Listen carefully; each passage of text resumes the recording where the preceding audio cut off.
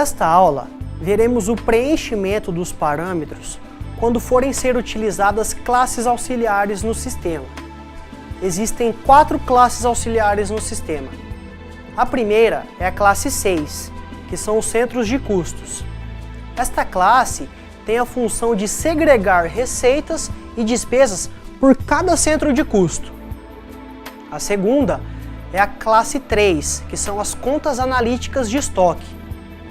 Esta classe tem a função de controlar os estoques de forma analítica. A terceira classe é a classe 8, que são os custos industriais.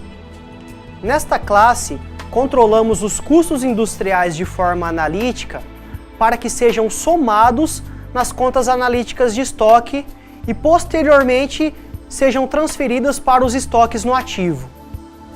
E a quarta e última classe é a classe 7, que são as contas auxiliares. Esta é uma classe disponível no sistema para que seja feita alguma movimentação além das opções que já existem no sistema. Esta classe deverá ser encerrada de forma manual pelo usuário. Agora, veremos como parametrizar as classes auxiliares.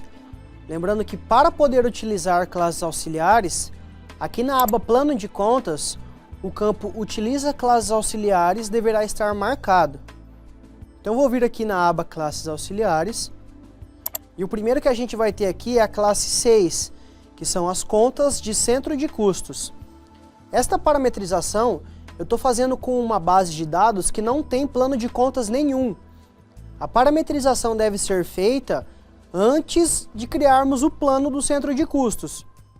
Então, vamos aqui primeiro no tipo de estrutura, e aqui definiremos qual é a estrutura do centro de custo. Se vai ser uma apuração de forma analítica ou se vai ser uma apuração de forma sintética. Então, vou selecionar aqui a apuração analítica.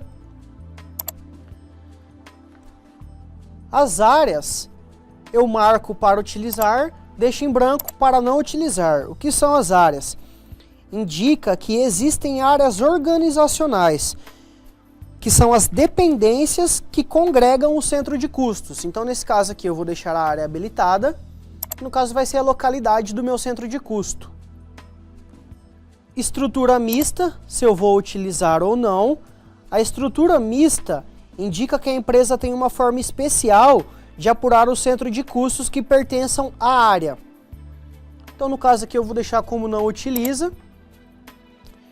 Aqui no tipo de apuração, temos as opções mensal, não apura e somente no balanço. A opção mensal, não são possíveis os diferimentos de centro de custos. Os saldos serão sempre encerrados no fim do exercício. Na opção somente no balanço, os saldos do centro de custos não são submetidos às apurações mensais. Podem ser diferidos. E a opção não apura, que é quando eu não quero fazer a apuração do centro de custo. Então vou deixar aqui para fazer uma apuração mensal. Na sequência temos aqui a classe 3 e a classe 8. A classe 3 são o controle analítico de estoque. Então eu também vou controlar se eu quero que apura mensalmente, somente no balanço ou não faço apuração. Vou selecionar aqui para eu fazer a apuração mensal. Temos a classe 7, que são as contas auxiliares, e aqui assinalaremos se vamos querer encerrar ou não essas contas auxiliares. E por fim, temos a classe 9, contas de resultado. Aqui é o critério que será utilizado para os relatórios de resultados por áreas e centros de custos. Então vou selecionar aqui que o quarto e o quinto dígito do plano de contas indica a área e o centro de custo. Nesta aula, aprendemos as classes auxiliares e como parametrizá-las. Na sequência, veremos os parâmetros processos, que também deverá ser parametrizada de forma minuciosa pelo usuário, pois também é de bastante importância para a utilização do sistema.